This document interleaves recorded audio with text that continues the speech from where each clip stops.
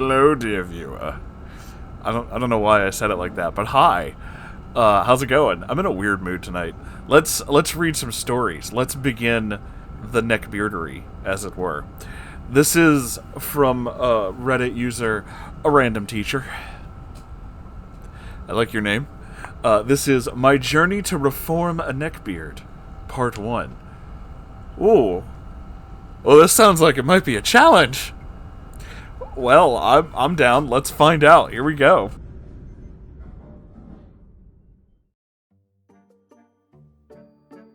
Hello, everyone.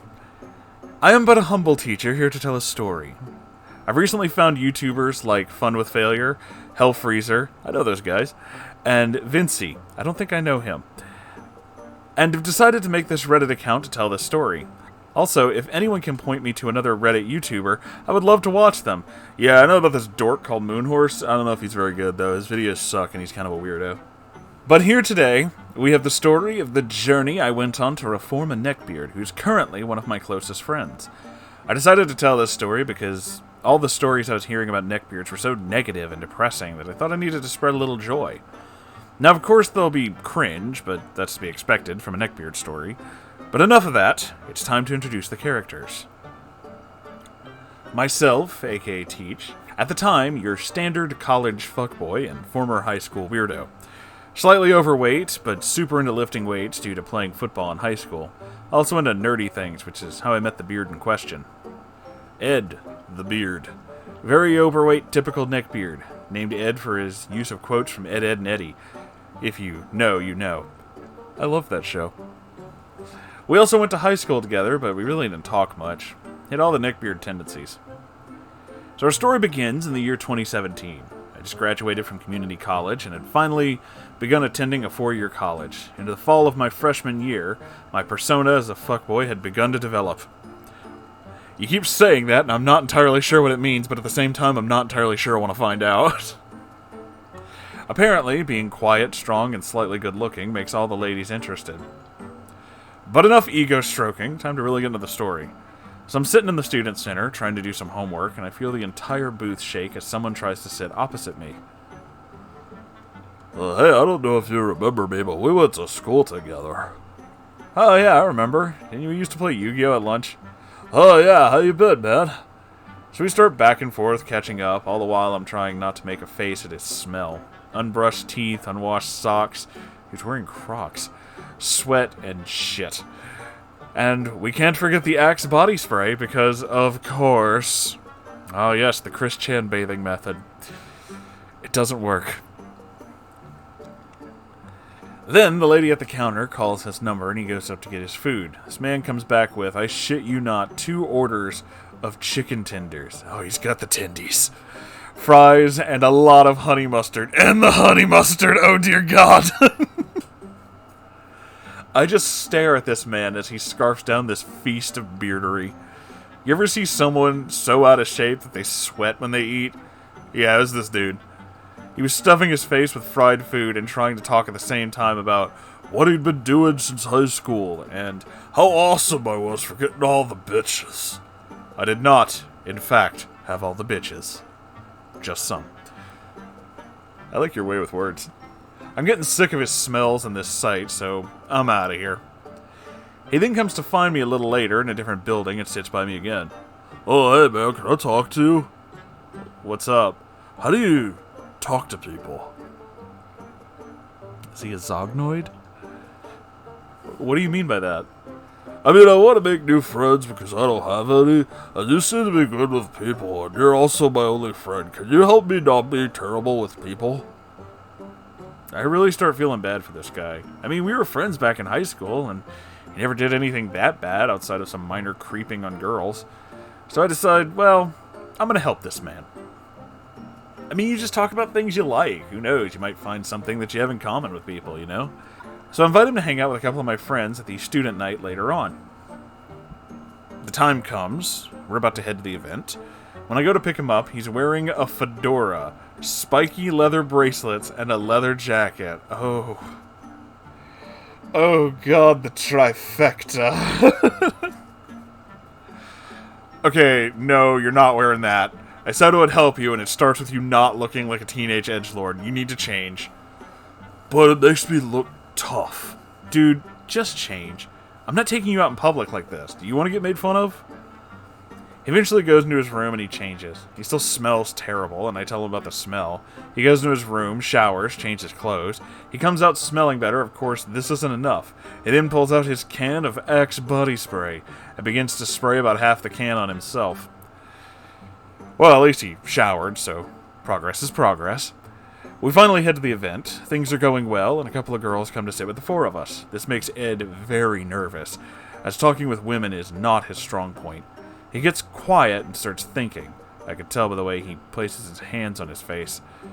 Now, warning, what he says next honestly sounds fake, but I swear to you, this is exactly what he said. I'm bracing myself.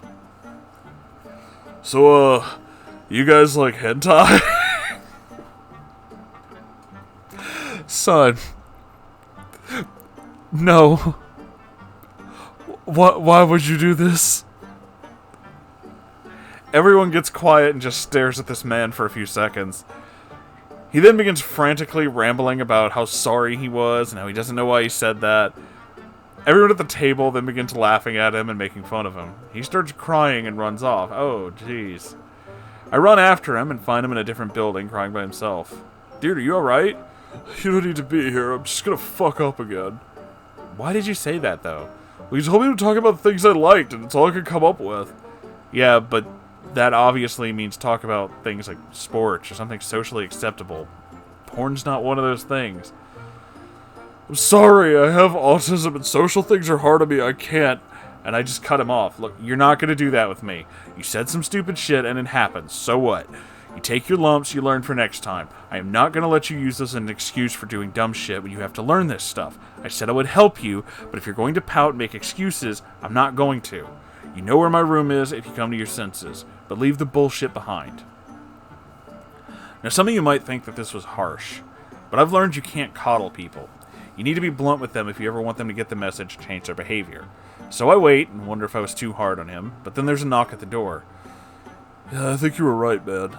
We can work on this together. Plus, don't worry too much. Half the people at the event were high anyway, so I doubt any of them even remember. We just talk some more and play some Fortnite till about midnight, and this is where our story ends. Join me next time when I venture into the belly of the beard, if this story gets interest.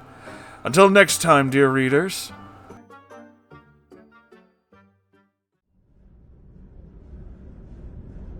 Well, I'm interested.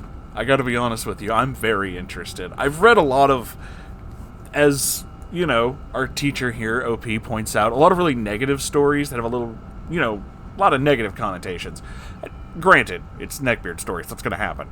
But it's really good to see someone actually doing something to try and make a change. Someone who's not just trying to help the Neckbeard, but the Neckbeard themselves actually wants this change. A proactive forward push towards something better. And I really want to follow more of this story because I want to see if this works out. I really hope it does. I'm going to be honest with you. I really, really hope it does. I have a huge soft spot for that kind of stuff. And ever since everything we went through with, like, Iowa Beard and all that kind of stuff, and him getting better and being a wonderful person. And if you're listening to this, Luke, I love you, brother. But yeah, I want to see if this guy gets better. And I hope he does, because that would be so fucking wonderful. We spend, you know, so much time talking about how, like, this can be bad and that can be bad. And yeah, he's socially awkward and he said something really fucking weird.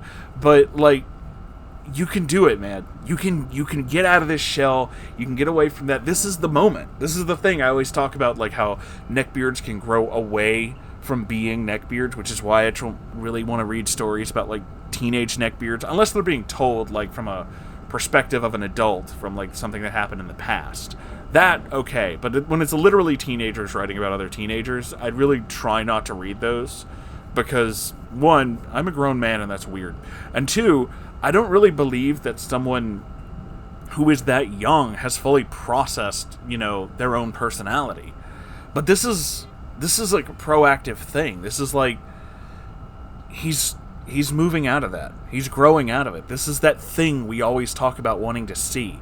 When someone stops being the Neckbeard and becomes someone else.